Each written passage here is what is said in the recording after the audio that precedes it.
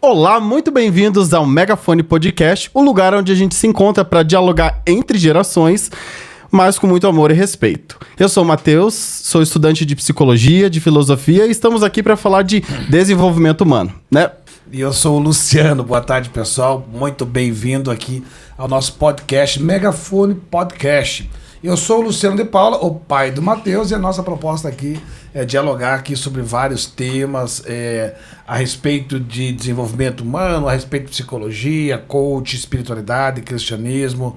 Vai ser aqui uma misturança de assuntos, porém, assuntos aí todos relevantes ao desenvolvimento humano.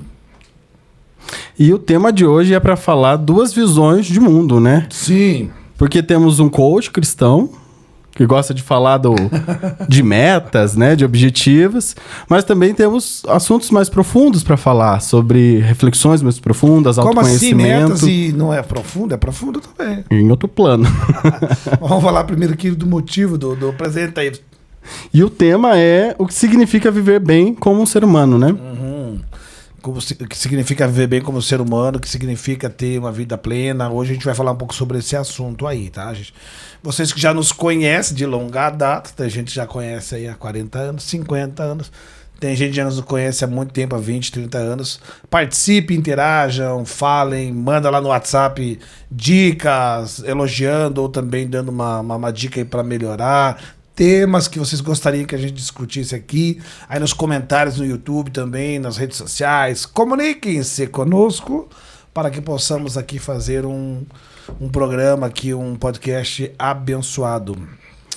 Como nasceu esse projeto do podcast Juntos? Explica aí pro pessoal. Então, o podcast, na verdade, assim, né, gente? Tanto eu quanto o Matheus, os dois são amostradinhos. A gente gosta de falar. Exibido. A gente gosta de falar, a gente é influente pra fora, expansivo, extrovertido. E já sou da comunicação aí há muitos anos. Pra quem me conhece, eu sempre estive falando com pessoas, trabalhando aí como coach no desenvolvimento humano, dando treinamento para pessoas. Porém, entretanto, o Matheus formando em psicologia, ele tem toda essa questão de pensar o ser humano e a ideia de comunicar isso para outras pessoas, né? E aí a nossa conversa começou na loja, na ótica, né? Onde a gente tem um café da manhã todos os dias e a gente fica lá batendo papo com a Beth, né, Matheus? Batendo papo com a Beth sobre... Na verdade é o seguinte, a Beth traz lá as tretas dela, da casa, do marido, do traído, demandas, das né? demandas, e a gente fica fofocando e dando palpite na vida da Beth. Uma linguagem mais técnica, a gente faz uma intervenção ali da psicologia. Recentemente começamos a fazer devocionais também, né? Com o livro que o pai comprou lá da igreja dele. E a gente começou a fazer esses devocionais que já traz o tema, né? Então começou com conversas informais, com desabafos, com fofoca. E foi virando uma coisa mais profunda. E a Beth começou a desabafar, a gente começou a entrar em temas. E agora é uma coisa que já faz parte da nossa rotina, né? Então por que não expandir isso para além da loja, para chegar até você? Tudo que a gente tem para compartilhar, pensar, né? Legal. Não, isso mesmo. E nós tivemos aqui, Aládio, como vim ajudar a Luiz, né? O pastor Luiz tem um podcast dele aqui da sua história e ele me pediu para ajudá-lo, né? Vim fazer um programa e eu vim aqui, gostei do negócio, eu comecei a falar, foi bacana, deu Aládio, deu uns elogios, ele louco dirigeiro, me incentivou para que nós pudéssemos estar aqui. E aí, assim, tem essa ideia de comunicar, né? E aí, por que fazer, por que não fazer, fazê-lo-ei, não fazê-lo-ei. E aí as reflexões que a gente vem fazendo no dia a dia lá na loja, junto com a Beth, com o Matheus, tá falando muito da Beth aqui pra provocar ela, né?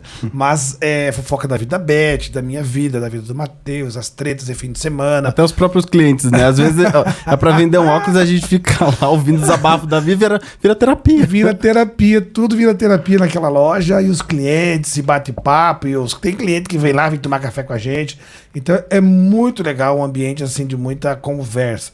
Como o Matheus está formando em psicologia e eu tenho essa formação de coach, de desenvolvimento humano, a gente gosta muito de falar sobre isso e tem pano para manga, e nós decidimos trazer isso para vocês. Decidir em que ponto? pessoal que está mais próximo aí sabe que eu acabei participando do Legendários aí, né, esse ano. Em janeiro eu fui lá e subi a montanha. E agora, semana passada, eu fui trabalhar lá nos Legendários. E uma das propostas do Legendários é fazer história, né? Eles falam assim, te propõe que você seja um homem que faça história, que deixe uma história, um legado para a família, legado para os amigos, que a tua história não morra com você, mas que você deixe um legado. E eu voltei de lá pensando assim, né? E o Aládio já, daí, vamos começar o podcast? Eu falei, vamos, mas por que fazer, né? Ficar pensando aí nos propósitos. E aí um dos propósitos que eu tava na minha mente é justamente de fazer história, contribuir. E aí voltando nos propósitos do coach, que é crescer e contribuir. Então o podcast aqui tem esse meu intuito é de contribuir com vocês, dar voz, né, que inclusive é o nosso lema aqui do nosso Megafone Podcast, que é dar voz à sua voz. Para que aquilo que nós conhecemos, as pessoas que a gente conhece, possam também estar aqui. Vamos ser convidados, vamos trazer a Beth. Comenta aí quem quer ver a Beth. Um meme vivo. Vamos trazer a Beth aqui, tadinha, pra gente conversar e trocar um pouco dessas ideias nossas lá com relação ao que acontece na loja. E aí, chegando lá do Legendários, e a história ali de contribuir, fazer história, eis que estamos nós mais uma manhã tomando café, fazendo devocional, fazendo uma intervenção. Milhões de reflexões. E o Matheus vem com a história do tomatinho. Os tomatinhos. Gente, eu tenho estudado filosofia e eu tô apaixonado por isso. Tem uma palestra da professora Lucelena, que é uma filósofa que eu gosto muito, e ela tava falando sobre generosidade, né? E aí ela usou um exemplo prático da vida dela. Ela conta que o marido dela plantou no quintal, na frente da janela do quarto dela, um pé de tomate cereja. E ela falou que deu muito tomatinho, que ela até se surpreendeu, não imaginava o quanto fruto produzia, né? Mas em certa ocasião ela acordou e olhou pela janela e viu que todo o caule da plantinha estava ressecado, mas na pontinha tinham 2 tomates. E aí ela usa disso para falar sobre generosidade, que ela falou que a plantinha ela não se questionou se valia a pena ela usar da última seiva para produzir aquele tomatinho. Ela simplesmente cumpriu a função que a natureza deu a ela, produzir os tomatinhos. E ela não ficou pensando, o que ela vai fazer? Ela vai fazer uma salada? Vai jogar fora esses tomates? Ela apenas se colocou no lugar dela de produzir frutos, né? E essa é a felicidade da planta, da natureza, fazer aquilo ao qual ela foi proposta. E o ser humano foi feito para quê, né? E a gente está aqui para falar sobre isso.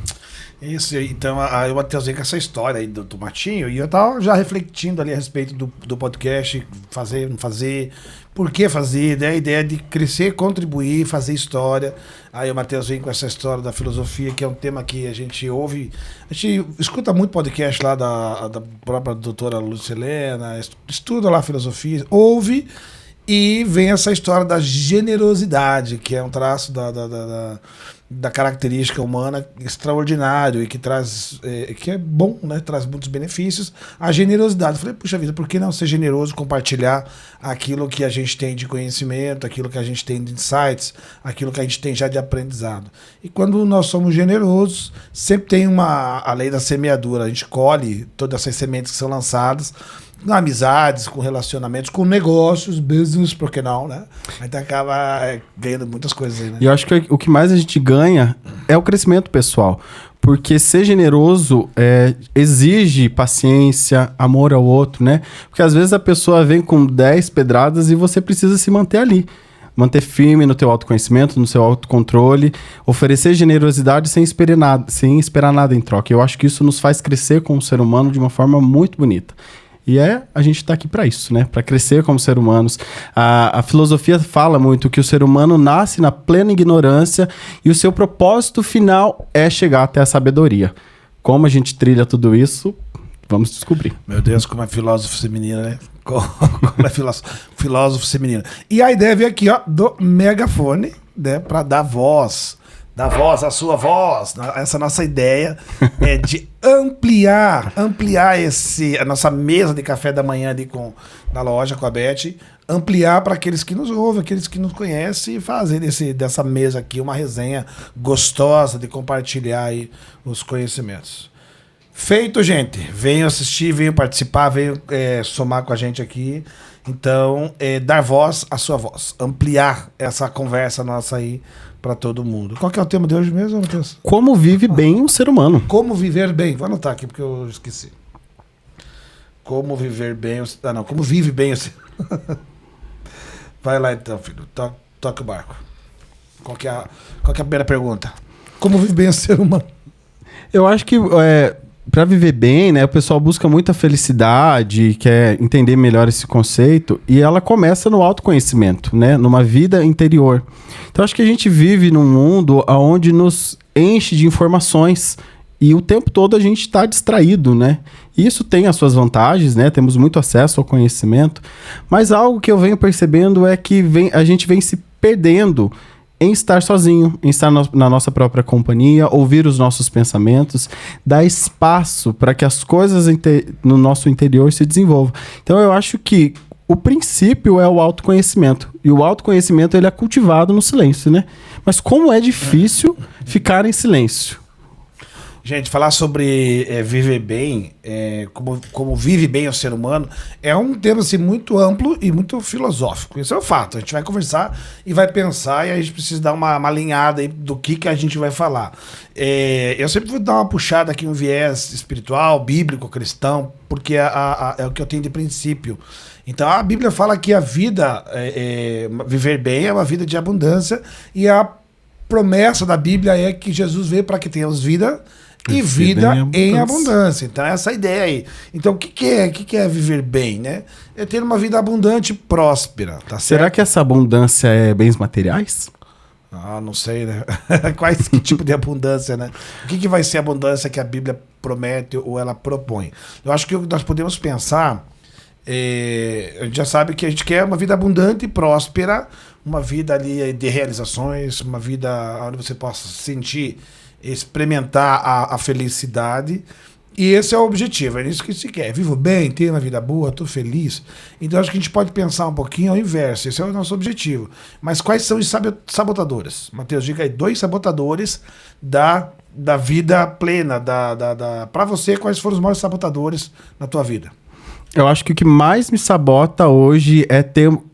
Hoje não, né? O que eu tive que transformar foi essa prioridade do materialismo. Porque tem-se a ideia de que é isso que... quando eu tiver a profissão, né? Quando eu me formar, quando eu tiver dinheiro, quando eu tiver carro, casa, né? Tem essa ideia, principalmente dos jovens, de que tá aí que mora a felicidade. Mas é um grande engano, né? Eu tô me formando em psicologia, começando a atender agora no último ano, e a gente vê que as pessoas chegam lá nesses projetos, mas se deparam também com um vazio enorme, porque construiu-se fora e dentro. O que fica dentro? Então, acho que o maior sabotador é ter muitos olhos para fora, e hoje o mundo tem cores demais, né? Nos atraem, tudo tá para fora. E eu acho que isso nos distancia dessa vida interior. Por exemplo, o desenvolvimento do amor, da generosidade, dessas coisas que parecem ser coisa de cristão, coisa de crente, coisa da Bíblia, mas que não é necessariamente. Eu acho que é coisa do ser humano. O ser humano precisa reaprender a ser humano. Eu acho que é isso. Mas qual foi o maior sabotador da tua vida? E quando você saiu da adolescência e começou, agora tem que ser... Quero crescer, vou ser gente, profissão, o que te sabotou? Qual que era o que estava te sabotando como ser humano para se desenvolver, para se sentir adulto? Não entendi a pergunta. O que sabota, o que impede as pessoas de se sentir plenas? Sabotador é aquele que rouba. O que está roubando a felicidade das pessoas? Eu falei isso do materialismo. Eu acho que isso é uma coisa que rouba, porque dá uma atenção a isso, achando que vai chegar lá, mas não chega. Eu acho que é isso. Não respondeu a tua pergunta? Não respondeu. Então, não respondeu. Desenrola esse Então responde a sua própria pergunta para ver. Desenrola esse novelo. Então, a minha pergunta aqui sobre os sabotadores é justamente a baixa inteligência emocional, por exemplo. As pessoas, elas não têm autoconhecimento dos seus limites físicos, emocionais. Elas não têm um objetivo de vida bem claro. Não conhecem, não têm um senso de identidade. próprio. Então essas coisas elas vêm sabotando. E a pessoa às vezes passa uma vida inteira ali sentindo infeliz, sentindo não realizada, sentindo que está em débito de alguma forma, né? E essas coisas vêm sabotando, impedindo. O que é sabotar? Sabotar é aquele que vai lá, você está quase construindo um muro e ele vem lá e chuta o murinho lá e derruba teu muro. Essa pessoa sabotou o teu projeto, que é justamente construir um muro, né? Então, o que vem e que derruba? Você está andando a autossabotagem, né? Como é que você se autossabota? E quando você chega num ponto, aí você vai falar sobre crenças, programação mental, vai falar neurolinguística, tem uma série de coisas aí que acabam nesse viés da autossabotagem. E o Matheus falou sobre materialismo. Hoje, buscar ter, justamente, ele é um sabotador, porque ele vai contra o ser. Né? O ser e o ter. A doutora Lúcia Helena fala um pouco sobre isso, né? Fala muito disso. O que ela fala? Que no fim, o buscar ter é uma grande ilusão, porque tudo passa, né? Tudo tem o seu fim. Mas ela começa a introduzir algo que eu acho muito interessante, é das coisas que ela considera eternas, que é esse autoconhecimento. Ninguém rouba de você quando você é uma pessoa justa, ninguém tira isso de você. Ninguém te tira a honestidade, ninguém te tira essas coisas.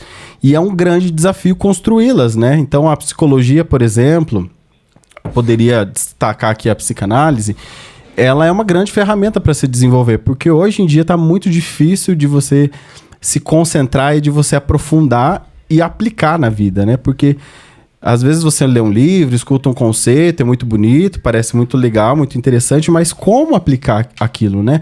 Então não é de uma vez, não é uma injeção, é algo gradual, algo que se constrói, algo que precisa de diálogo, algo que precisa ser falado. Às vezes falado em voz alta para se ouvir. E esse é uma construção para o resto da vida. Então, algo que vem se desmistificando sobre a terapia, por exemplo, é que antes se entendia que eram só para as pessoas que tinham algum problema como depressão, transtorno de ansiedade. E hoje vem se entendendo que a primazia da saúde, de forma geral, é o autoconhecimento. Então, terapia vem sendo visto como um investimento de vida, como uma ferramenta para você se conhecer e para você construir o seu propósito. Porque como alguém sabe para onde quer ir se ela não sabe nem onde está? Né? Se o Luciano me manda mensagem e fala assim, filho, como que eu chego aí na sua faculdade? Eu vou perguntar para ele primeiro aonde você está. Se ele não sabe aonde está, como se orienta a chegar aonde quer, né? Então eu acho que felicidade tem muito a ver com propósito, entender, construir o seu caminho, né, conforme aonde você quer chegar. Mas antes disso, um passo antes é o autoconhecimento. Você precisa saber sobre você. Muito legal, filho. E a gente vê cada vez mais aí essa valorização desse autoconhecimento, da terapia, da psicologia, de se conhecer. Até é legal, né? Tem uns videozinhos, a pessoa fala assim, sobrou uma graninha, investe em terapia, faça terapia para que você possa ter sanidade. E cada vez mais, aí sim, o capitalismo, o consumismo, isso vem destruindo, vem adoecendo o ser humano, que cada vez fica mais raso, cada vez mais viciado aí em uma experiência instantânea, né, que são as experiências aí das redes sociais, e isso acaba deixando muito raso, meio vazio, meio fraco, meio sem propósito a vida. E é muito interessante, né, porque hoje você vê uma geração de adolescentes que tem tudo, e estão com um buraco gigante no peito, sem propósito de vida, sem saber para onde ir, nada satisfaz, é bem desafiador. Então, como viver bem, como vive bem o ser humano, acho que parte do princípio do autoconhecimento, do desenvolvimento humano, do alinhamento das crenças, dos princípios, né? E a fé? Como que a fé entra nessa história? Como a fé pode ser uma ferramenta para ter uma vida plena, né? Não, legal, essa tua pergunta ela é bem bacana, filho, sobre a fé, né? Quando eu faço um processo de coach, ou de mentoria, ou de terapia, cada objetivo, quando chega com um cliente ou com um paciente, você vai dar um norte diferente ali do que você vai prestar. Se vai ser um mentor, um coach, ou se você vai fazer uma terapia com aquele paciente. A fé, onde é que ela entra? Eu gosto demais de chegar e ajudar a pessoa a entender quem ela é, o que você quer, qual que é a tua base. Eu sou cristão, você é crente mesmo? Ou você é católico? Ou você é de uma religião de matriz africana? Qual que é a tua base de fé? Né? Porque a fé, ela vai, a base de fé da pessoa, ela vai dar para ela ali princípios, valores, um direcionamento para a vida dela. Qual que é o padrão? Vamos falar de Bíblia, de cristianismo. Qual que é o apóstolo Paulo fala sobre qual é o padrão dos fiéis? Então, aonde eu quero chegar? Então, a fé, ela é extremamente importante, seja qual for a fé da pessoa, porque a fé, ela vai desenhar um padrão dentro da própria fé. Porque às vezes a pessoa quer uma coisa, eu quero ser rico, mas eu sou católico franciscano. Então não conversa, não tem congruência com o teu querer, com os teus valores ali, porque o católico franciscano, ele abdica de todo o materialismo, ele faz voto de pobreza. Mas eu quero ganhar dinheiro, quero ser... Então, qual que é a tua fé? Você realmente é franciscano? Entendeu? O que você quer? Qual que é a tua fé? Então, a fé, ela vai te dar base de princípios, coisas, valores, aquilo que tem valor, aquilo que é importante para você, para que você possa, ao redor dessa fé, desenvolver a tua vida. Porque se a fé são os seus valores, ela vai trazer autorrealização, vai firmar a sua identidade, vai construir uma identidade em cima dos seus princípios e valores. Então a fé é a base, é o chão, é a fundação para você desenvolver o teu viver bem, a tua abundância, a tua prosperidade. Se você tiver construindo na base errada, você vai se frustrar no meio do caminho. Uma pessoa, por exemplo, que viveu dentro da igreja a vida inteira, mas ela nunca teve muito aquela fé. Chega uma hora que ela não sustenta, você que fala isso, né? Ela não banca. Não banca. O Matheus fala, não banca. Tem que bancar. Tem que bancar. Tem que bancar. Aí a pessoa não banca a própria fé, entendeu? Então a fé é importante para definir os seus princípios, os seus valores, o que você quer para a tua vida. Você quer isso. E aí você vai, baseado na tua fé, você vai abrir mão de algumas coisas, propositadamente. Por exemplo, o camarada que é crente, que é casado, ele vai abrir mão aí de uma vida de solteiro, 100%. E aí, nossa, mas não é assim? Não é assim. Tem gente que vive um trisal hoje em dia. Tem gente que tem casamento aberto, tem gente que tem N formatos aí de formatos de casamento. Mas o cristianismo prega, ensina, tem como valor, princípio, a monogamia, o relacionamento conjugal. Então a fé, ela para mim é a base para uma vida plena, é a base para você começar a construir e pensar quem que você quer ser e onde você vai encontrar a tua felicidade, se assim pode ser dito. Concorda? Eu vejo a fé também como um fruto, algo que nasce espontaneamente através de uma espiritualidade, de um cultivo de uma espiritualidade. E trazendo um pouco assim do meu testemunho pessoal, eu nasci na igreja, né? O pai foi pastor, ainda é um pastor hoje, um coach pastor. Mas a gente nasceu na igreja, nasceu nesse contexto. Expondo? Pra quê? Tá no podcast, é pra se expor. Vou expor ele, né? Gente. Ele também vai me expor. E aí, quando eu fui entendendo a minha sexualidade, me entendendo como um homem homossexual, isso, como o pai disse, né, não combinava mais com essa estrutura de fé. Mas significa que a minha fé morreu naquele momento? Não. Ela precisou passar por uma reforma gigantesca, né, nos seus pilares.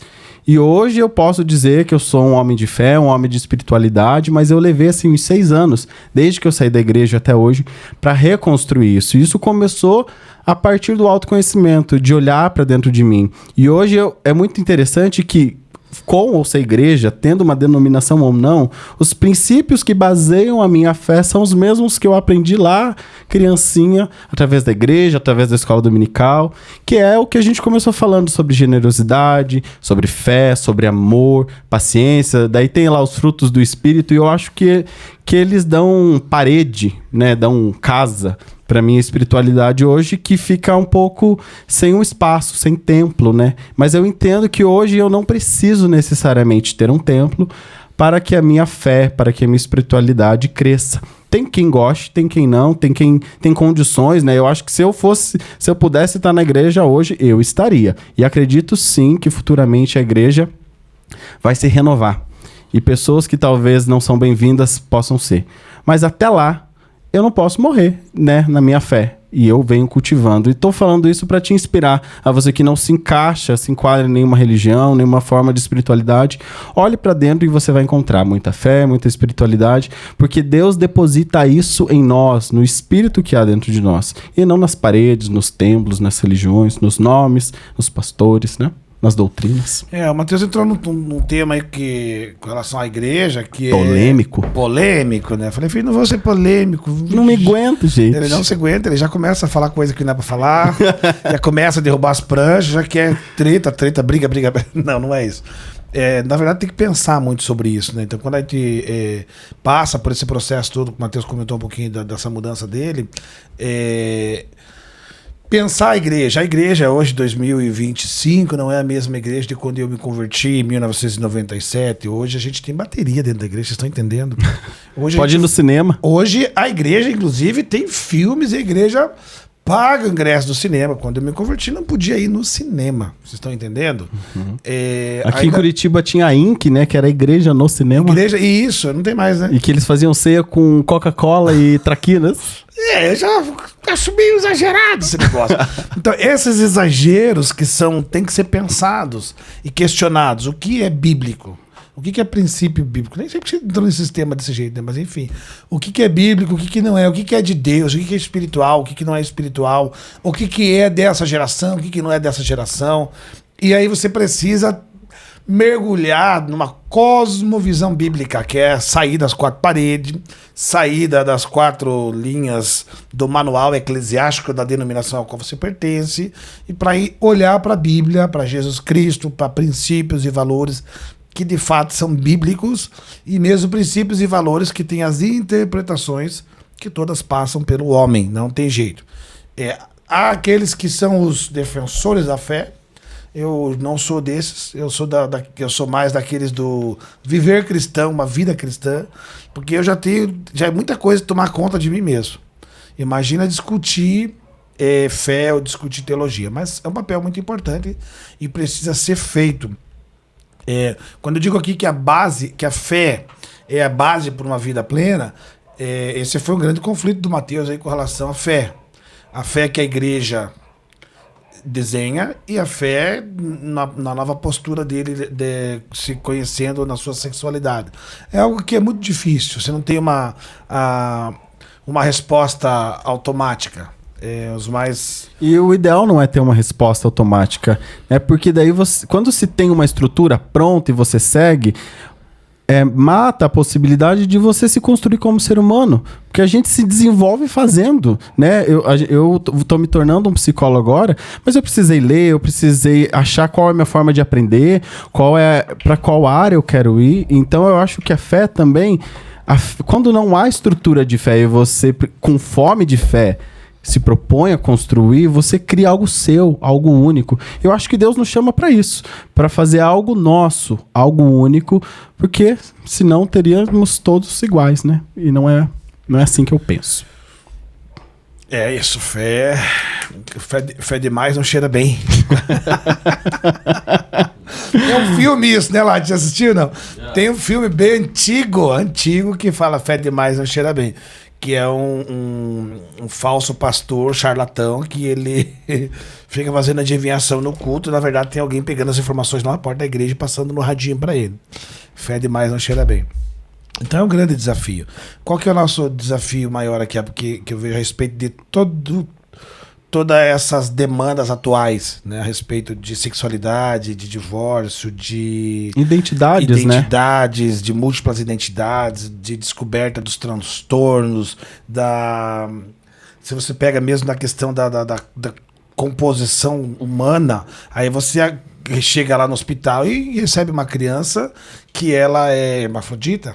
Ela nasce com o órgão genital exposto, mas internamente ela nasce com pênis ali, mas internamente ela tem ovário, ela tem útero. Como é que se lida com tudo isso? E isso cada vez com a globalização das informações, redes sociais, você acaba tendo acesso a essas coisas que de repente sempre existiu, mas você ficava mais às margens, escondidinha. E hoje a gente tem que botar isso na mesa aqui para conversar, para a igreja conversar sobre o assunto, dialogar. E não apenas espiritualizar, ou botar a mão na cabeça e tentar expulsar o demônio. Não dá para expulsar o demônio do ovário de um hermafrodita, porque ele vai estar lá. É físico, né? É orgânico, tá lá. Então aquela criança, aquele ser humano, talvez precisa passar ali por uma intervenção cirúrgica, para resignação. É uma coisa complexa. Qual que é a minha fala aqui? Não vamos bater o martelo ou espiritualizar ou demonizar coisas que são físicas, humanas e que precisam ser pensadas. Você tem as respostas? Não, não tenho resposta. Não me irrite perguntando porque eu não tenho. A gente está pensando e construindo, pensando sobre tudo isso. Mas assim, palavras que eu já usei, né? Desculpa, sou crente e tenho esses princípios. Eu aprendi esses princípios e eu os tenho como verdade para mim.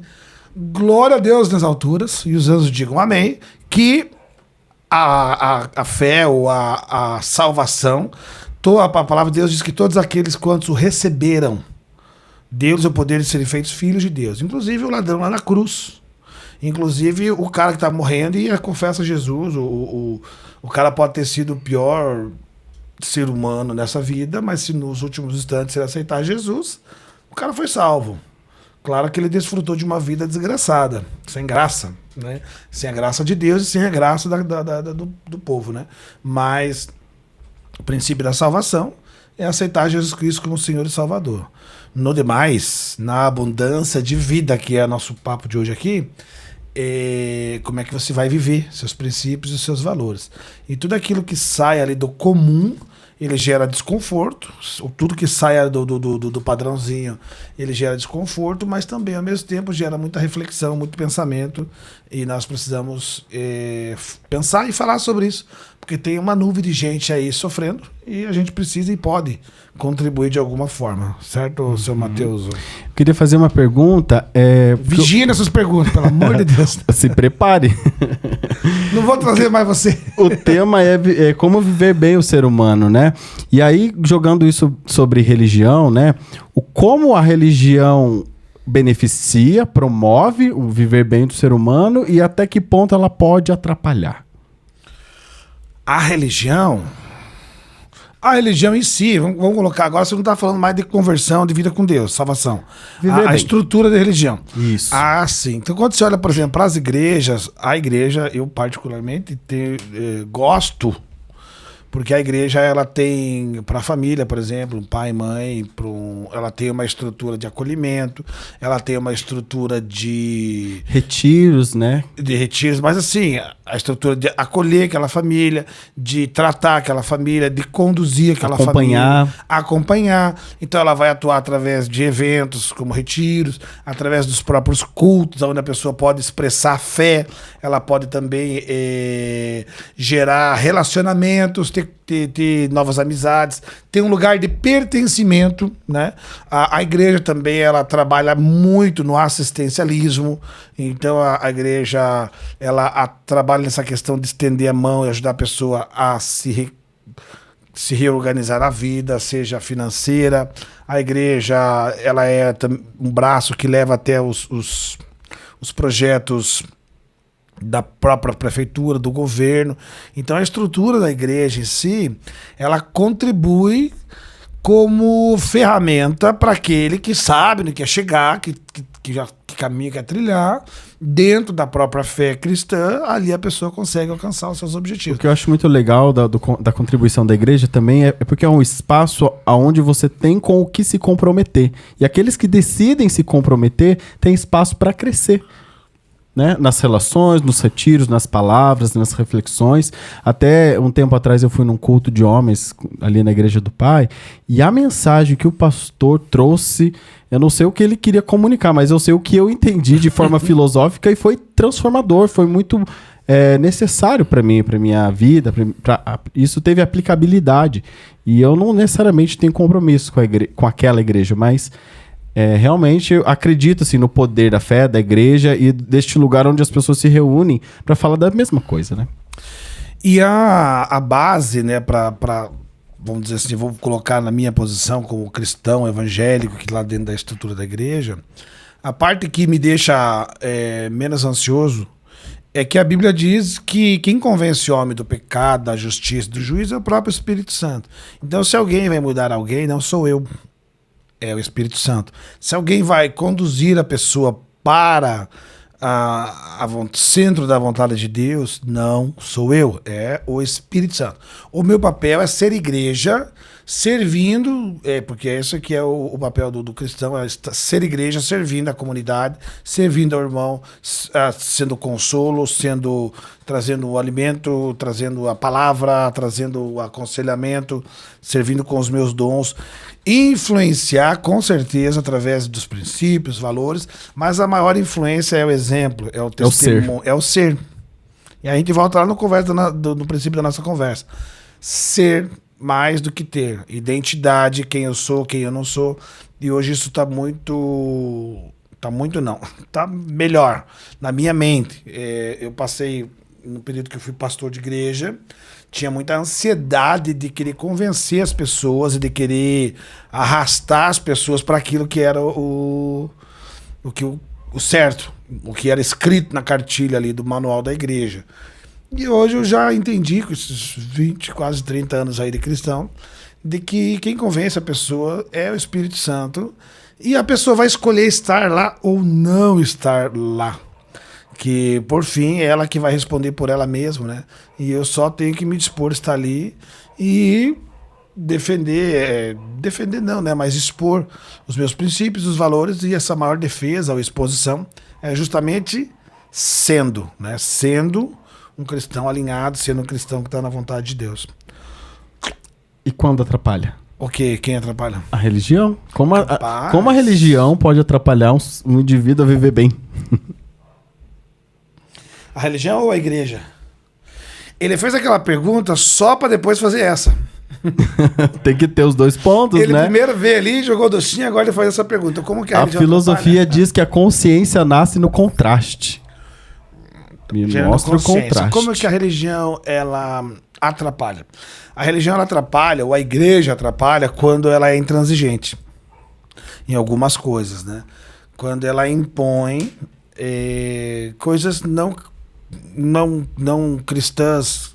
Que não quando não há flexibilidade, é isso? Quando a igreja é muito engessada, quando a igreja impõe ainda, vamos usar exemplos mais aí do passado, né?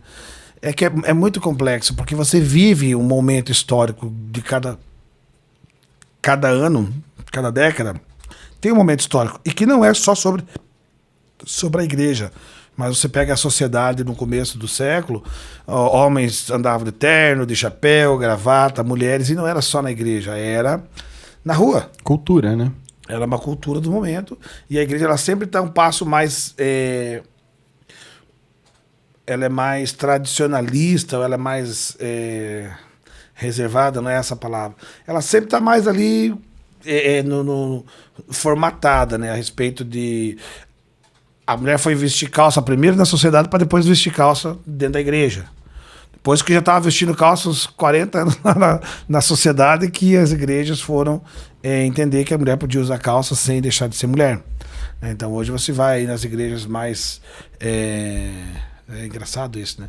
Você vai nas igrejas Assembleias de Deus, por exemplo, e as mulheres lá, a igreja que eu congrego é a Assembleia de Deus Vitória em Cristo. As mulheres vão de calça, de cabelo curto, mas eu lembro muito bem, lá era 1990 e 2000, lá para 2003, por aí, 2001, 2002, a irmãzinha veio chorando, falou, nossa, eu vim do trabalho numa panificadora, o meu uniforme é uma calça, e eu fui direto para a igreja para tomar ceia. E não fui autorizado a tomar ceia porque eu estava de calça. Então esse é um tipo de coisa que atrapalha, entendeu? A fé. Aquela mulher, eu socorri ela ali, mas ela ficou totalmente abalada, emocionalmente, foi exposta. Então a igreja atrapalha nesse sentido. E daí esse engessamento cortou o principal, que é o acolhimento, né? Que é o acolhimento. Nas condições que ela tinha naquele momento. Apesar de ser um momento cultural da época, hoje isso não acontece mais, não, pelo menos até onde os meus olhos e ouvidos alcançam, Nunca mais vi isso acontecendo. Mas tem outros desafios hoje que a igreja atrapalha. Eu vejo a igreja bem mais fluida, bem mais contemporânea, porque também é outra coisa muito complexa, é você ser contemporâneo, um cristão contemporâneo, ao mesmo tempo ser bíblico nos princípios e valores. Como é que se tira ali, como é que você divide medulas e ossos ali do que é princípio bíblico e do que é meramente cultura eclesiástica, né? O que é da igreja, o que pertence à igreja, o que pertence a Cristo especificamente. E aí, quando você vai para a história da igreja, você vai ver lá os ermitões lá que pregavam santidade extrema, que eles saíam da sociedade para viver no deserto, porque eles não queriam se corromper. Então é tudo muito. Aí você vê Jesus comendo com os pecadores, e inclusive sendo questionado a respeito disso. Então, o que eu vejo que a igreja atrapalha tem a ver com o momento histórico da sociedade, não especificamente da igreja, mas o que atrapalha a sociedade no geral, falta de conhecimento. Por exemplo, alguns anos atrás, há 10 anos atrás, não se ouvia falar de tantos transtornos emocionais como se vê hoje. Quantos diagnósticos? Quantos diagnósticos? Tem o povo do diagnóstico exagerado, é óbvio que tem. Mas existe uma geração de 10 anos atrás que tinha sim uma neurodivergência e que nunca foi diagnosticado. Então aquela criança que nós víamos lá na escola, na mesma sala de aula que a gente, que não conseguia desenvolver, não conseguia estudar. Gente, eu lembrei de uma história aqui, olha lá, de Jesus da Glória. Olha como isso é tudo complexo. Tem inclusive um pastor auxiliar nosso na época lá, um amigo, e ele é canhoto. E ele estudava no interior, na escola. Ele era obrigado a escrever com a mão direita. Só que ele era canhoto. E aí ele me contando que ele devia ter lá uns 9 anos, a professora veio, professora veio e falou, você é burro e tal, um cascudo nele. E aí levou pro pai aquela história, levou uma surra do pai. Aí o pai em casa amarrava a mão dele esquerda para trás para obrigar ele a escrever com a direita. Pensa lá, tio. E o homem tem, essa pessoa que eu tô falando, ele deve ter hoje 60 anos. Quer dizer, eu tô com 50, não é muito mais velho do que eu, mas era no interior. Então, a sociedade que dava croque no menino cascudo porque ele era canhoto, é a mesma sociedade que não diagnosticava as neurodivergências. Então, cometeu-se muitos prejuízos, tivemos muitos prejuízos com essa falta de maturidade social, e a igreja também não é diferente. Ela vai cometer abusos e exageros, e com a maturidade da própria igreja, ela vai crescendo, ela vai deixando aí os usos e costumes, ela vai amadurecendo no seu conhecimento do ser humano. E conhecendo o ser humano, ela vai melhorar essa relação do ser humano com Deus e melhorando o seu próprio convívio. Eu lembro quando eu me converti em 97, a conversa é largue faculdade e vá servir a igreja o tempo todo. Monasticamente. Quase um monastério, né? Vai virar um monjo ali, né? E quando hoje a gente entende que uma cosmovisão bíblica nos ensina que nós devemos ser igreja mais fora da igreja do que dentro da igreja. Instituição. Falando assim, né? Então, são pensamentos aí que a gente precisa amadurecer. Eu vou puxar, então, essa mesma pergunta para a psicologia, né? O que é psicologia? Como a psicologia pode ajudar, mas às vezes também atrapalhar? Eu acho que é claro que eu já falei um pouco sobre a psicologia, né? E que o autoconhecimento, a escuta, né? Todas essas coisas sabemos que funciona bem. Mas eu acho que pode atrapalhar quando um psicólogo não bem instruído, que não se capacita adequadamente, e ele tenta trazer as soluções para o paciente, ao invés de provocar o próprio paciente a desenvolver as suas próprias soluções. O que você pensa disso? Eu penso que a psicologia, como a religião, vamos colocar... Gente, não me irrite, que eu não estou falando de se é espiritual ou se não é espiritual. A gente está aqui só pensando sobre o exercício do ser humano, seja no espiritual, seja na psicologia. O que eu vejo assim que os exageros, né, que um profissional da psicologia cometem por falta de conhecimento, falta de experiência na própria função, falta de ferramentas adequadas, né? E também na própria falta de autoconhecimento, de estrutura emocional que um profissional vai se posicionar e vai fazer ele cometer atrocidades. Então vamos colocar aqui na mesma categoria, se você tem um psicólogo com uma baixa estrutura emocional, esse psicólogo ele pode ferir emocionalmente os seus pacientes. Se você tem um pastor com baixa estrutura emocional, ele vai ferir as suas ovelhas. Se você tem um coach com baixa estrutura emocional, ele vai ferir os seus clientes. E assim sucessivamente. Toda função profissional a qual você vai servir alguém, se você não tiver bem resolvido, tiver com a estrutura fragilizada, você vai causar prejuízo às outras pessoas. Então, hoje um psicólogo frágil emocionalmente, ele vai ter dificuldade de se comunicar com o coach, vai ter dificuldade de se comunicar com o terapeuta, vai ter dificuldade de se comunicar com a própria igreja, ou até com o psiquiatra, que é o parceiro mais próximo da psicologia. Então, é assim que eu enxergo esse profissional psicólogo. O que mais que você tem de perguntinha para nós, Piazinho? O que nós vamos trazer no próximo podcast? Tem que trazer alguém aqui pra gente dar uma sapecada, né? Eu gosto de polêmica. Botar o Alad aqui? Não, o Alad tá ali na mesinha. Vai dar muita polêmica. Vai dar muita polêmica? Então é o Alad que a gente quer. Me fala um pouco da sua conversão, então, e como isso te ajudou a viver melhor, né? Eu já sei alguns spoilers, mas conta aí pro povo. Não, é bacana, né? A pergunta do Matheus aqui dentro do Viver Bem é interessante. Aí muda também o meu olhar com relação a ser igreja agora, né? Porque quando eu me converti, eu fui pra igreja em 1997. 97 eu estava com 22 anos para 23 anos. 22 para 23. E eu chego na igreja emocionalmente bem desestruturado. Órfão, a mãe faleceu, eu tinha 6 anos de idade, com 10 irmãos, e toda uma história de abandono, ausência paterna. Então eu chego na igreja assim, com muita autossuficiência, mas também cansado, exausto fisicamente e emocionalmente.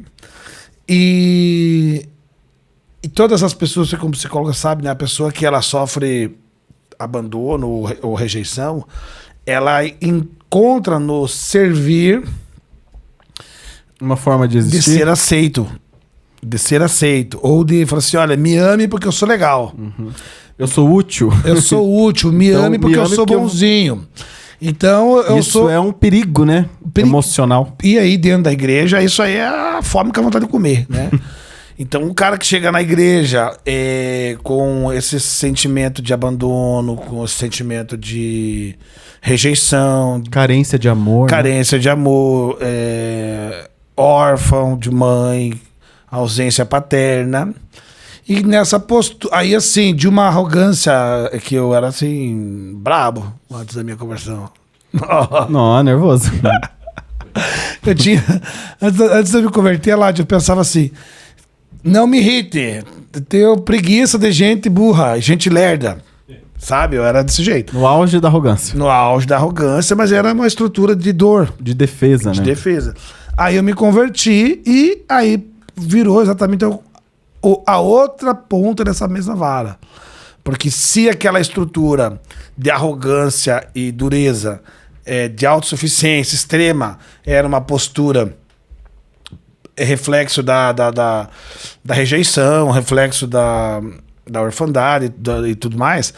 Aí agora eu me converti, aceitei Jesus. A primeira fala minha foi como é que um crente vive, como é que um cristão se comporta. E aí conforme você vai ouvindo a pregação, naquela época, 97, você vai servir, você vai se postar de forma humilde. Se moldando. Vai se moldando. E aí a outra ponta da vara é essa. Você fica com cara de piedoso, você está disposto a fazer tudo que pede, sem questionar, servir o tempo todo.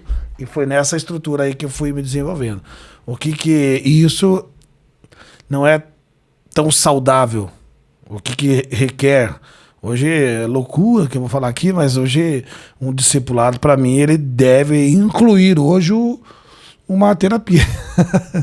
Porque para que a pessoa ela se desenvolva espiritualmente de forma saudável.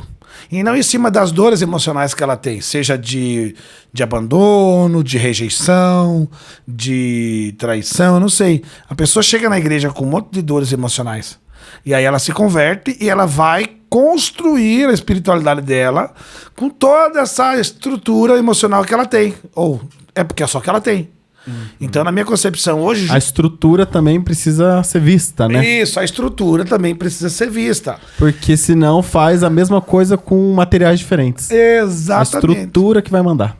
A estrutura emocional de alguém fragilizado que se converte, se não for alinhada, ela vai estar lá 20 anos depois sendo a mesma criança doente.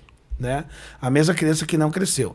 A mesma verdade para quem vem de uma outra religião, vamos dizer assim, vem de uma matriz africana e se converte, vai para o cristianismo e não é tratado adequadamente, corretamente essa estrutura espiritual que ela já tinha, a forma dela fluir nos dons, a forma dela exercer a religião dela, somado com a estrutura emocional, somado com a cultura familiar. Então ela já tem toda uma estrutura do ser humano de identidade. E agora ela se converte, está na igreja evangélica. Então ela precisa ser tocada, todas essas áreas precisam ser revisitadas e reestruturadas dentro do que se entende como igreja evangélica. Então, alinhar tudo isso, né? Então é isso. E quando que começou a te ajudar a viver melhor como ser humano, essa conversão? Como me ajudou a viver melhor?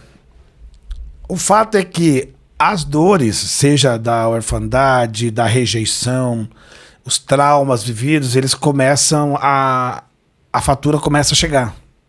Os problemas começam a surgir. Uma pessoa que ela é muito ela é muito serva, né? Por questões de trauma, daqui a pouco ela vai exagerar naquilo. E ela vai... Tá doando o rim dela. Ela tá doando os dois rins. Ela tá morrendo, mas ela tem que doar os dois rins. Porque então, essa é a estrutura dela, né? Porque essa é a estrutura. Ela funciona assim, ela existe assim. Para servir o outro. Então vai chegar. E não é o que Deus, né? No caso, não é o que Deus tem para essa pessoa. Não é o que Deus. Ele nunca pediu isso. Dê os seus dois rins por. Que Jesus já deu a vida dele para nós, né? Então nós devemos dar a vida pelo nosso irmão no sentido de pregar, enfim, essa conta emocional ela começa a chegar. Ela começa a chegar em distúrbios emocionais, ela começa a chegar na relacionamentos construídos de forma doentia. Então ela começa a chegar, né? Tanto na estrutura emocional, nos relacionamentos, na própria fé. Então a pessoa vai sentir tudo isso. Então, quando que a religião... Qual a pergunta que você fez? Como é que você montou a pergunta? Como que a fé, a religião te ajudou? Foi uma ferramenta para você viver melhor como um ser humano? Ah, sim. Então, conforme foram chegando as dores, eu sempre voltei para a mesma pergunta. O que a Bíblia fala sobre isso? O que a Bíblia ensina sobre isso? Poderia dizer lá, parafraseando um livro bem antigo, em seus passos que faria Jesus, né? O que a Bíblia diz sobre esse assunto, né? Te deu referência de vida. Que foi me dando referência. Eu fui buscar, por conta própria, como é que eu trato emocionalmente, como é que eu lido com os relacionamentos, o que a Bíblia fala sobre depressão. Conforme foram acontecendo as situações, eu sempre corri para a Bíblia, o que a Bíblia ensina. Logo de cara eu aprendi que a Bíblia tem as respostas para todas as minhas demandas. Então é nela que eu vou buscar. Por isso que um bom discipulado, né, inicial, ele é bem interessante, né? Porque para o cristão a Bíblia é a fé, a palavra de Deus, ela é absoluta. A palavra de Deus, ela tem as respostas para todos os assuntos. Então eu sempre busquei assim. E conforme eu fui buscando, eu fui encontrando. Não na estrutura da igreja, não na fala de um aconselhamento, mas na própria Bíblia. E alguns pastores, como o pastor Cote, por exemplo, que ele trabalha com o IFOL, trabalha com a Clínica da Alma, trabalha com a SS Sexualidade, então com Jovens em Missões na Jocum lá, né? Eles sempre, nesse sentido de missão, eles sempre estiveram um passo à frente do que a igreja da comunidade, vamos dizer assim. Então, e eles sempre fizeram essa mistura com conhecimento científico, né? Muita psicologia, muita psiquiatria, embutido junto com o conhecimento bíblico. Somando, porque as coisas se somam. Hoje a gente tem esse entendimento dessa cosmovisão bíblica, que não se divide o que é a sociedade, não se divide a vida em sociedade com a vida dentro da instituição igreja. É uma vida só. Então o Cote já navegava nesse viés, né, de uma cosmovisão bíblica, aonde o aconselhamento ele é parte integral. E depois está tudo lá na Bíblia, né? Tá tudo lá. Não tem nenhuma novidade. Tudo já era. A gente que não sabia, a igreja que não tinha essa estrutura. Então a igreja me ajudou, a minha fé me ajudou a encontrar as respostas para as minhas mazelas, conforme foram acontecendo. E aí, quando um ser humano ele aprende a viver bem, como viver bem nas relações?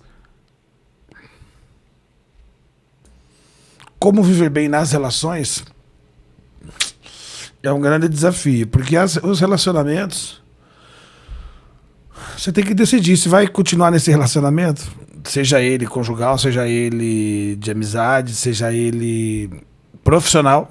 Uhum. Então aquele relacionamento ele precisa ser... Não ter espaço para dúvidas. Isso é um...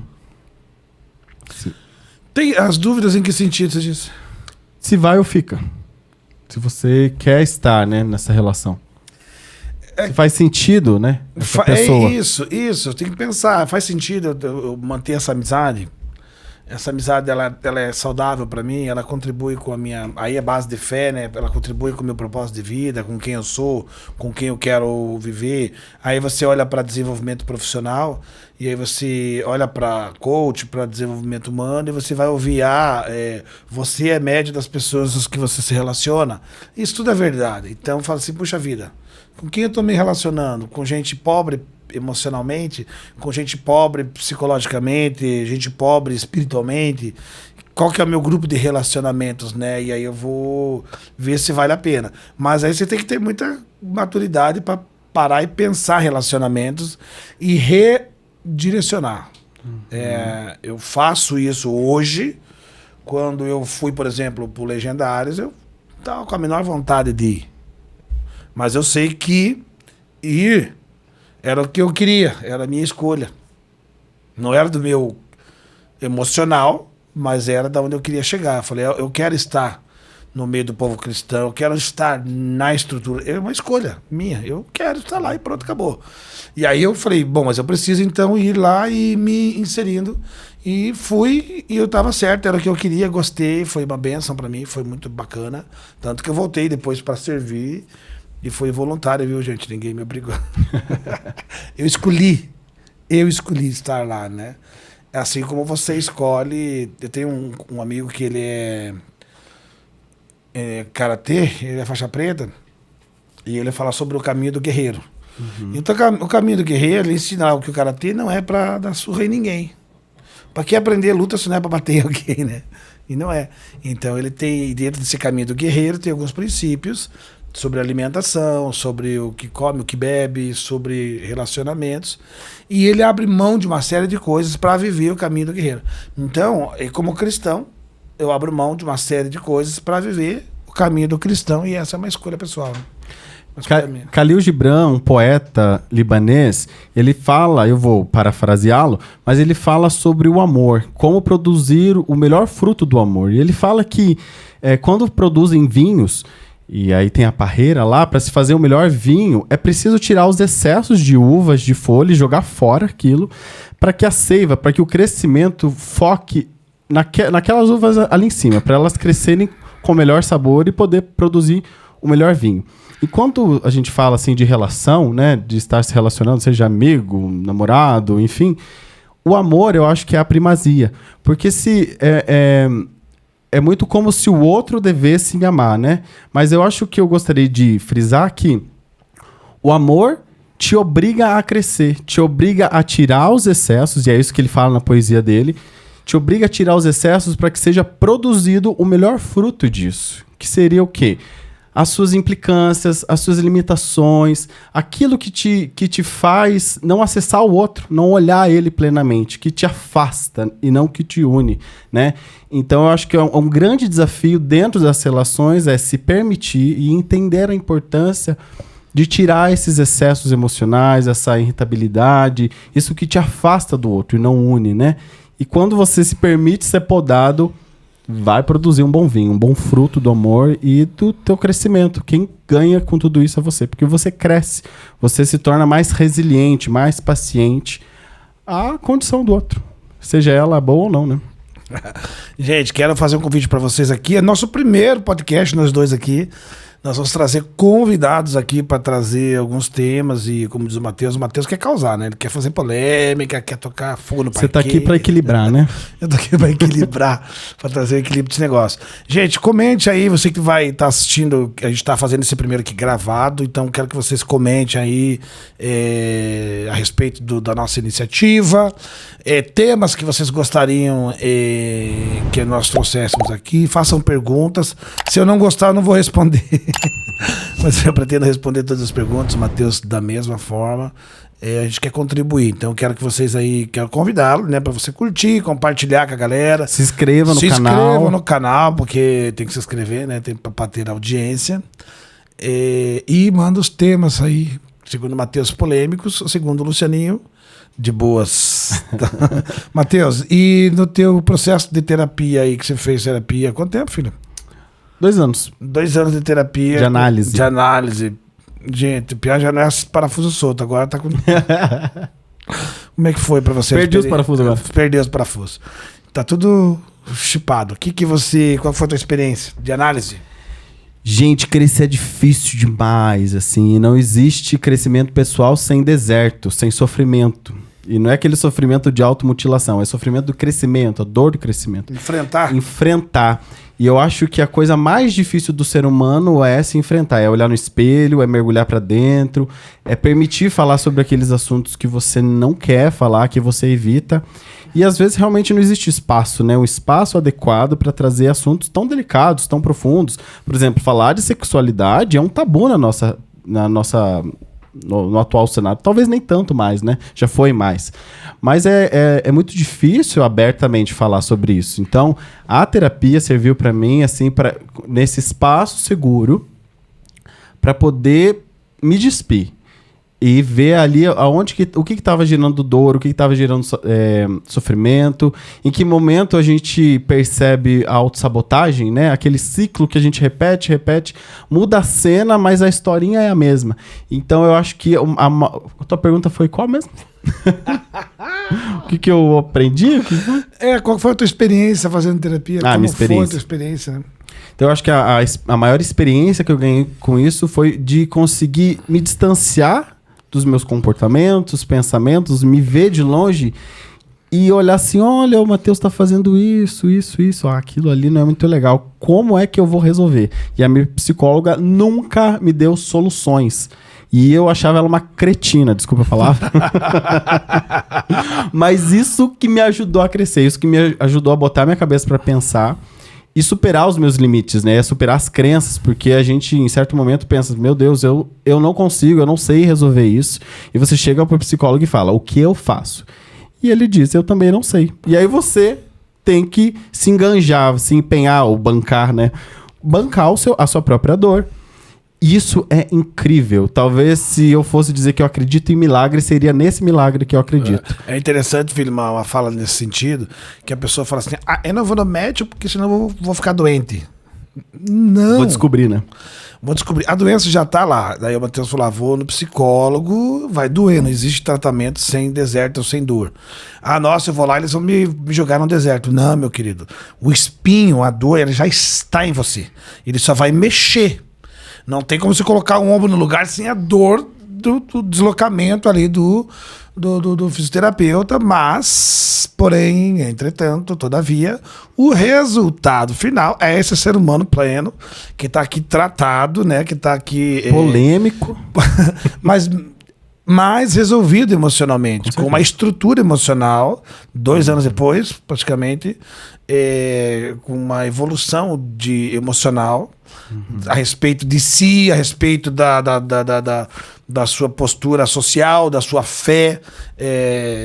Acho que a minha maior dificuldade era a questão do autocontrole, né? Então parece que as minhas emoções, antes da terapia, eram chamas que me contaminavam, me dominavam, me deixavam cego. Caos completamente. E eu não conseguia perceber em que espaço dentro de mim eu conseguia conter. Não é controlar, né? Porque tentar controlar também é um grande erro. Mas conter isso, ou dar espaço para isso, para que a gente não desconte, não jogue no outro. A gente consiga elaborar, digerir isso dentro da gente, né? Sem, como dizia a minha psicóloga, sem ter as entranhas para fora. Você ali dentro, né, maduro. E eu acho que essa foi o meu maior crescimento, assim, poder estar dentro de mim e viver a partir de mim, com a minha experiência, do Matheus, né? Então, me ajudou a me conhecer, a me estruturar para poder seguir a vida e responder ao chamado da vida, né? Que é produzir os tomatinhos. Ser generoso, né? Os tomatinhos falam sobre generosidade, sobre contribuir. E a realização, eu poderia só concluindo, que eu acho que a autorrealização vem quando... eu vi isso numa palestra, né? Não sei se vocês conhecem a pirâmide de Maslow, que elenca ali as necessidades humanas, necessidades fisiológicas, necessidade de segurança. E a última é a autorrealização. E nessa palestra dizia que a autorrealização vem quando você consegue passar por todos esses degraus, chega lá em cima e consegue conduzir as pessoas que estão começando a trilhar o mesmo caminho. Não existe autorrealização sem generosidade, sem estender a mão. Parte da autorrealização é ser generoso e contribuir para outras pessoas, né? Exatamente. Isso é muito bacana. Então, dentro da tua experiência aí de terapia, qual foi a maior dor, o maior desafio apresentado ou encontrado nessa terapia? Vou ter que entrar no assunto polêmico. Não! Você que perguntou. Mas eu acho que esse conflito interno da sexualidade. Porque eu sou um menino que nasci na igreja, filho de pastor, e sempre me cobrei o máximo do exemplo bíblico de santidade, assim. Eu me cobrava essa máxima. Mas eu nasci com uma condição, eu sou gay. Gente, como que você digere um conflito desse, né? E é muito interessante porque quando eu saí da igreja, meus dedos estavam apontados para todo mundo. A igreja é preconceituosa, não sei o que, o machismo e... Que raiva que eu nasci nesse contexto. Mas, gente, a maior dor, respondendo, foi descobrir, como diz uma cantora, né? O maior vilão era eu mesmo. O maior homofóbico era eu mesmo. Eu mesmo que me atacava, eu mesmo que me colocava para baixo, eu mesmo que acreditava que eu era merecedor do inferno. E eu precisei desconstruir tudo isso para realmente alinhar com a minha identidade, com quem eu sou e com o que eu acredito. E que não precisa ser igual ao do meu pai. Não precisa ser igual ao da minha cultura. É uma identidade única, é uma subjetividade minha e que eu consegui chegar em resolver esse conflito, né? Porque dentro de nós, a gente estuda na psicologia que existem vários personagens, várias funções, né? Existe a função que vai te levar ao seu desejo, tem aquela função que vai te segurar para você não fazer tudo que você deseja, né? E às vezes esses papéis, essas funções, elas são inimigas. É como se você não tivesse... Ninguém jogasse no seu time. Você joga sozinho. Então eu consegui alinhar o meu time, o campo, a posição, aonde cada um fica, pra gente jogar um bom jogo, o jogo da vida. Respondi? Sim. Que profundo. Então esse desenvolvimento humano ele é muito complexo, né? E a ideia aqui é trazer algumas pessoas que possam contar um pouco da sua história, dos seus enfrentamentos. E a gente fatalmente vai se expor aqui, né? Mas quem tá perto, quem nos conhece, como é que é? Fala, quem já viu não se espanta, quem nunca viu não sabe o que é. Na verdade, então quem tá perto, a gente que já nos conhece, já conhece a nossa história, né? De família, de igreja, de ministério. E uma das coisas que eu aprendi muito com relação à minha vida, à minha fé, é não ser hipócrita, a não ser fazer teatrinho de crente. Porque que preguiça, né? Vou fazer teatro pra Deus, não tem como. Deus sabe todas as coisas. E não se sustenta, né? E não se sustenta. E fazer teatro, fazer teatrinho pra sociedade, ninguém paga minhas contas. Também não se sustenta. É óbvio que eu também não vou sair expondo, escrachando, gritando, berrando a minha vida, porque não precisa. Mas eu não vou bancar um teatrinho só para agradar gregos, vitorianos ou religiosos, né? Amo, respeito todas as pessoas, mas quem eu sou, quem somos como pai e filho, como família, essa história ela precisa ser construída e aí assim, com muito respeito, com muita delicadeza, passo a passo, confrontando a minha própria fé, alinhando ela, voltando ela para a Bíblia, olhando ela para a sociedade. É uma construção. Por isso eu vejo que hoje, se eu pudesse dar um conselho para o Luciano lá, de quando eu me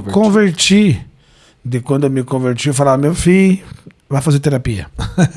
Faça terapia, vá procurar um bom profissional.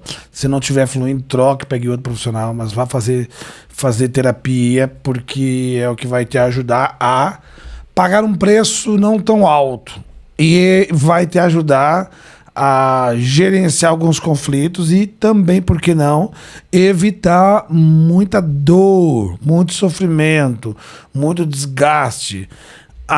Como aquela mãe que diz, leva o guarda-chuva porque vai chover. Não tem problema. Aí você vai e leva um monte de chuva na cabeça. Se você tivesse ouvido a mãe e tivesse levado o guarda-chuva, você não precisava ter se molhado. É mais ou menos isso. Se o Luciano lá de 1997 tivesse já ingressado em terapia, eu teria me molhado menos nessa chuva de acontecimentos desde 97, que vai fazer 30 anos aí. Aproveitando o gancho, o Matheus está se formando em psicologia no final do ano. Quando que você pega teu CR, alguma coisa lá? O CRP, né? Em março do ano que vem eu já estou atuando como psicólogo, né? Mas eu me formo agora em novembro deste ano. Então, mas o Matheus ele já está atuando como terapeuta, né? Como terapeuta ele já atende, tem alguns atendimentos. Então, se você quiser, está precisando aí, você pode chamar aí o Matheus que ele vai te atender. Tem vaga na sua agenda? Tem, psicólogo, tem, terapeuta, né? Então, mas a gente conhece. Outra coisa que é bem interessante é que nessa área de terapia é importante você estar com um profissional que atenda aquilo que você está trazendo como demanda.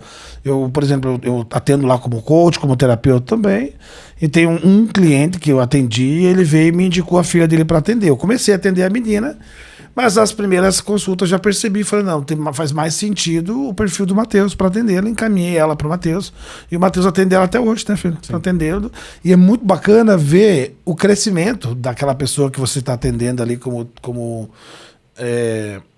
ver a pessoa chega doente, desestruturada, sofrida, e aí você vai atendendo, e eu vejo o Matheus atendendo ela e tendo resultados excelentes. E a gente conhece outros profissionais da nossa confiança, como a pastora Raquel, chamar ela de pastora fica brava, mas a Raquel do Alfredo, ela atende terapeuta como terapeuta, também, né? Atende mulheres e faz um trabalho fantástico, mulheres da igreja, cristãs, que também tem isso, né, gente? Você vai procurar um profissional que você tem uma fé, que confessa a mesma fé. Tem momentos que é interessante. Haverão momentos que a tua demanda será outra, mas você vai perceber. Eu mesmo, algum tempo atrás, fiz um período de atendimento, passei por um psicólogo durante alguns meses aí, e eu busquei um psicólogo, não foquei em buscar um psicólogo que fosse cristão. Eu busquei um psicólogo que tivesse uma pegada mais dentro da demanda que eu estava passando naquela época. Então, se você precisa de um terapeuta, de um psicólogo, seja qual for o viés, manda pra gente aí que eu tenho alguém para te indicar. Ou eu, o Matheus, ou a própria Raquel, ou outras pessoas aí, psicólogos, ou terapeutas, ou coach, ou mentor. Tudo nesse sentido de desenvolvimento humano.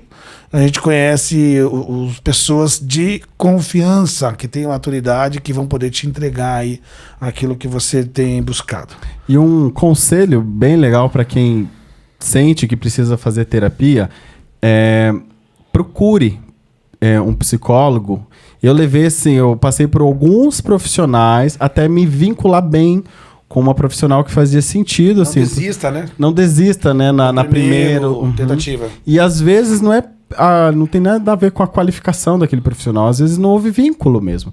Isso é muito comum. Então, é interessante você não desistir, você procurar, focar e falar assim, eu vou focar até encontrar o psicólogo que tenha condições de me atender, que haja vínculo, que eu me sinta seguro e que eu creia, que eu acredite que ela vai poder me ajudar naquilo que eu me proponho, né? É bacana. Esses dias a gente estava aqui com o pastor Luiz, no podcast dele, Sua História. Estávamos com o pastor Juliano, que é pastor de igreja, titular, cuida de igreja, e ele é psicólogo. E ele é pastor em Colômbia, atende na Água Verde. E ele disse que, assim, com a agenda entupida de gente para atender, e a demanda então, é muito grande. Uma das grandes conquistas desse desenvolvimento da sociedade a respeito de machismo, do feminismo, de todos esses ismos do advento da sexualidade, do advento da globalização, dessa era da informação, na era do conhecimento, um dos grandes ganhos foi justamente esse desvendar da psique humana, do desenvolvimento humano, das terapias, da psicologia, de toda essa parte que trata o emocional.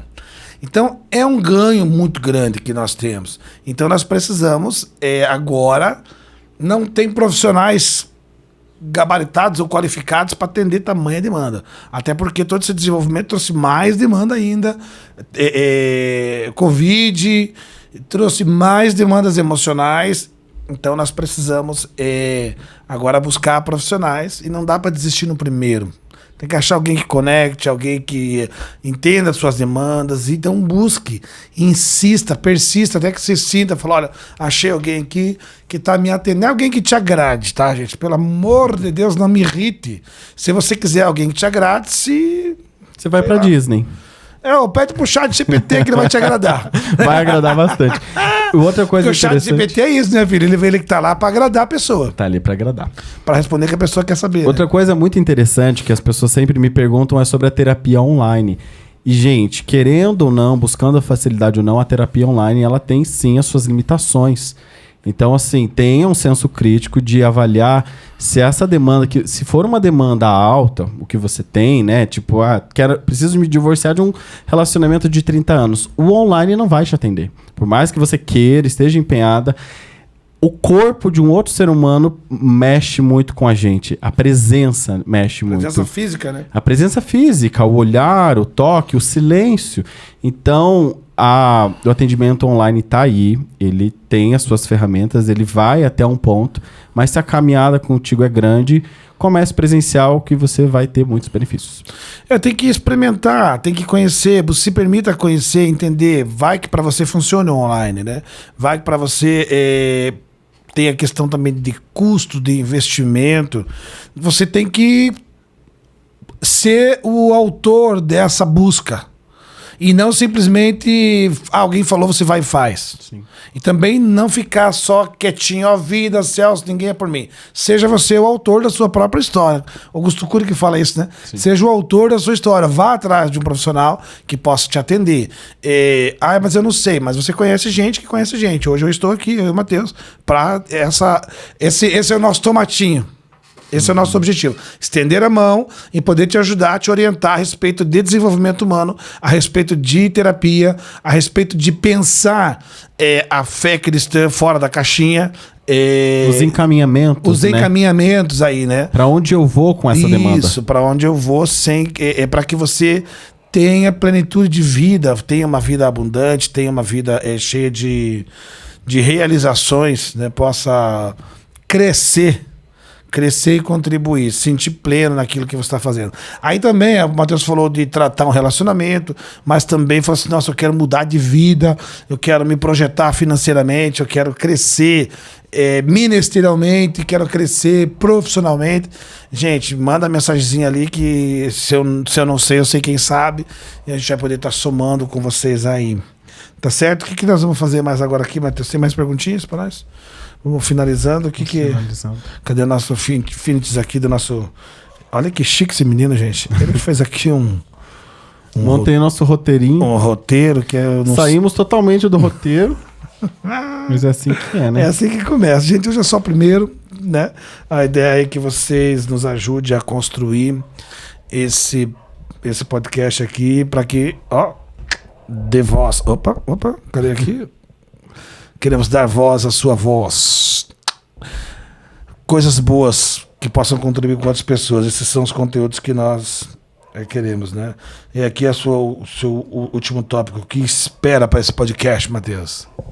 Eu espero que todo mundo participe muito, comente muito, tragam os temas, demandas, aquilo que vocês esperam da gente, porque a gente vai estudar, vamos nos aprofundar e trazer para vocês aqui mastigadinho, para que vocês só saboreiem sabedoria.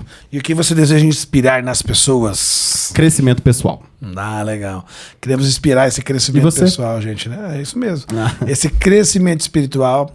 Pessoal e espiritual. Pessoal, inspirar esse desenvolvimento, essa resolução, o resolver dos problemas que te arrastam.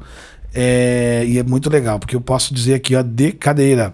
Fala assim, não, mas é que a minha história é difícil. Gente, vem ouvir a minha história aqui que você vai saber o que é história difícil. Então, e não só minha, né, mas de pessoas ao nosso redor.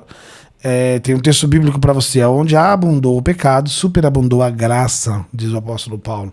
Então, onde abundou as demandas, as dores, superabundou a graça e o poder de Deus para transformar todas as coisas.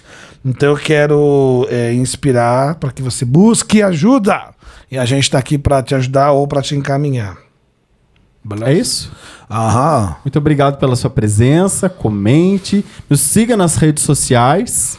E até a próxima. E quem será o novo convidado semana que vem? Fica aí o mistério. Mandem dicas aí, indique pessoas, né? Quem vocês querem ver aqui? Eu quero indicar a Betinha. A Beth.